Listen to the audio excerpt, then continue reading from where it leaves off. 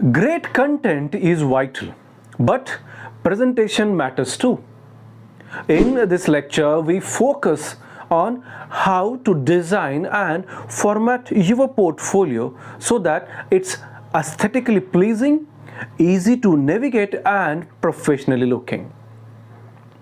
Whether it's a PDF, a personal website, or a physical binder, the way you arrange and stylize your portfolio can significantly impact the impression it makes. Alex and Priya now have all their content ready. Alex has decided to create a PDF portfolio that he can also print, while Priya is building a simple personal website for hers. Let's look at the design principles they follow to make their portfolio smile. So, remember that your portfolio is a reflection of you. A sloppy or cluttered layout can undermine the impact of your work, while a clean and consistent design will enhance it. Here are some core design tips for you. Keep the layout clean and uncluttered. Your work should be the star of the show, so don't let a messy layout distract from it. Avoid cluttering pages with too much text or too many images crammed together. Enhance right space and a clear hierarchy.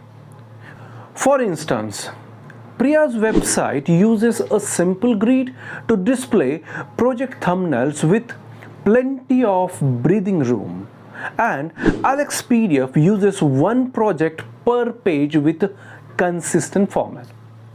So the tip is, consider using headings, subheadings, and dividers to clearly separate sections. Each project or section should be visually distinct so readers can digest information piece by piece. Next tip is, be consistent with fonts and colors for branding. Choose a simple font scheme, maybe one font for headings and one for body text, and stick to throughout your portfolio. The same goes for font sizes for headers and regular text. Consistency in typography and color gives you a portfolio a polished and professional look. You might even create a little brand for yourself. And how to create a brand? For example, Priya uses a specific shade of blue as an accent color on all her pages and uses a personal logo on the cover page, whereas Alex uses his name as a header on each page in the same font style. Having your name on personal logo visible on all portfolio pages is a great idea, as it reminds the viewer whose work they are viewing. This subtle branding can make your portfolio more memorable. Next tip, ensure easy navigation. If your portfolio is digital, especially a website or an interactive PDF, make it user-friendly to navigate. Include a table of contents or menu links so that viewers can jump to direct sections easily. On a web page, that might be a navigation bar about projects or contact. In a PDF, you might have a front page listing sections or at least clearly numbered pages. Priya's site, for example, has a menu that the tabs for her projects generally, her bio and contact information, so an interested person can find tabs quickly. Alex PDF starts with a contents page listing his projects and sections by page number. Also consider adding brief captions or context or for each piece as mentioned in lecture 2. That is part of design 2, as these captions should be in smaller or italic font to distinguish from titles, making the portfolio informative yet scannable. The next tip is adapt to both digital and print. We live in digital age, so having a digital version of your portfolio is usually expected, either as a PDF file or a personal website. Ensure that the digital portfolio is in a convenient format, like PDF is widely used because it preserves layout, whereas the websites are great for easy sharing. So if you use PDF, you can even embed hyperlinks. For example, link for email address or link from your table of contents to sections. Just double check that all links work correctly.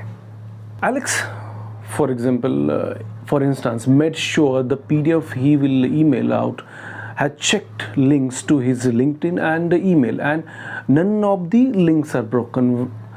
And at the same time, be prepared with a physical copy if you have an in-person interview or presentation.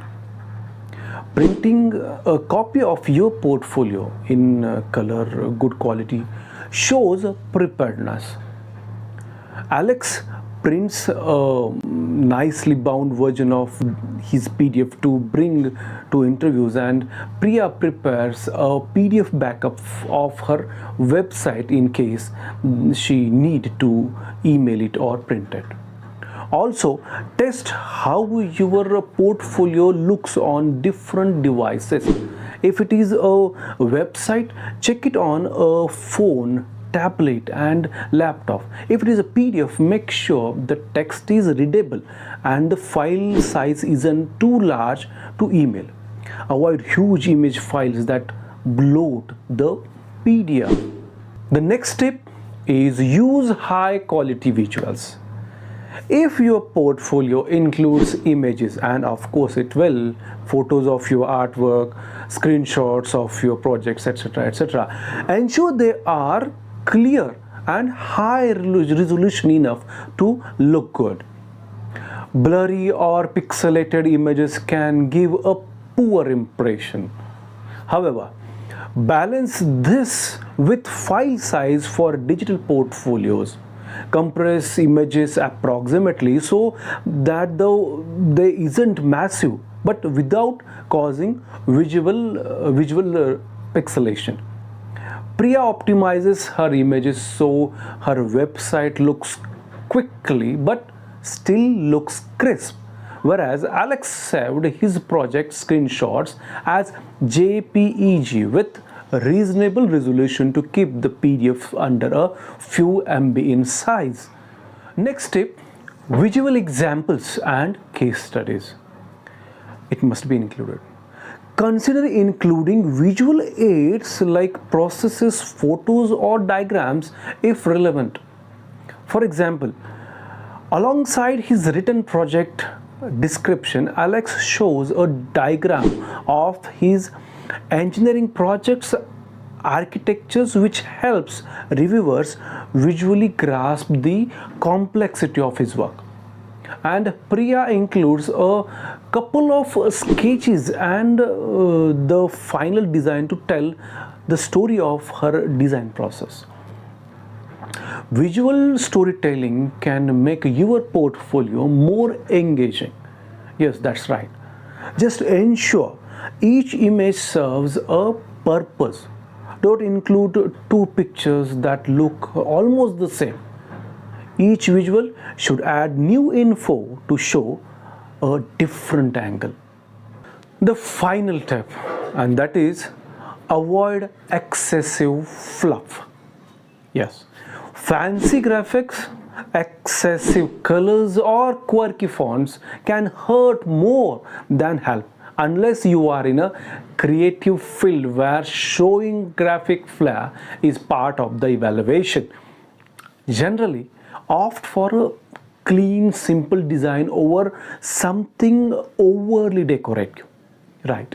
The content should be the focus, and decorative elements should only be used sparingly to enhance structure, like lines, boxes, or simple icons.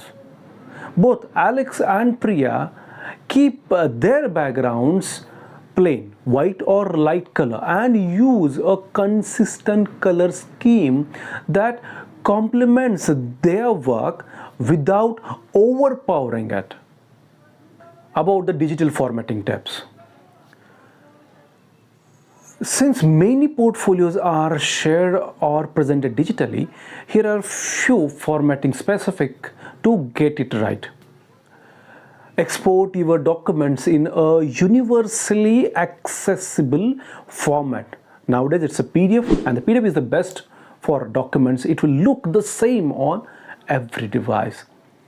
If you have multimedia like a video demo of a project or an animation, either include a still image with a link to the video or use a QR code or hyperlink. Don't assume everyone will run an unusual file type. File naming. Be clear and professionally, because naming the file may create a chaos afterwards.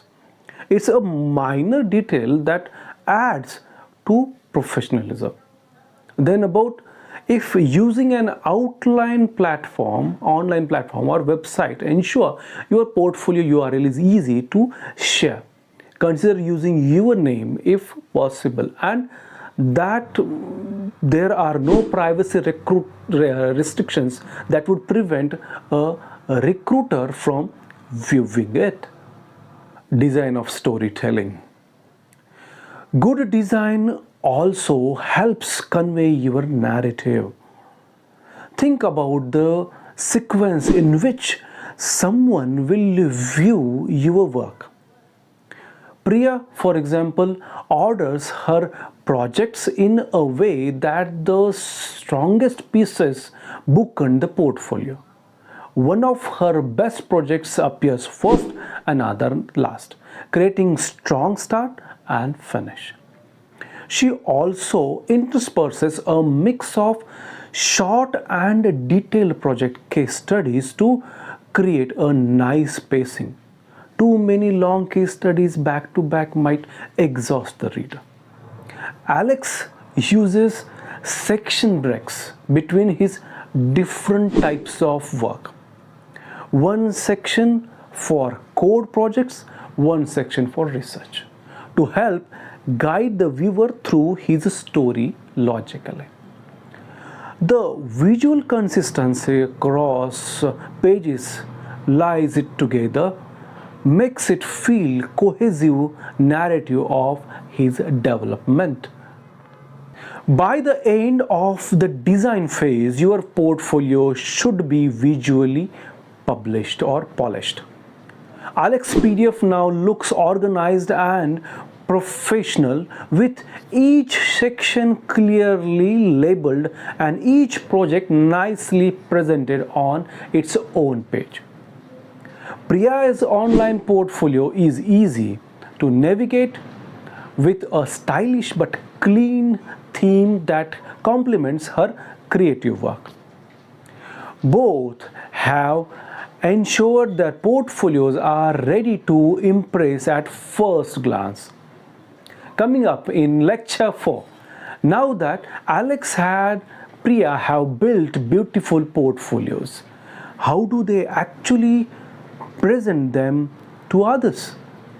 In the next lecture, we will cover how to effectively talk about and showcase your portfolio in interviews, presentations, and meetings. We will learn how to tell the story behind your work handle questions, and communicate confidently using your portfolio as a tool.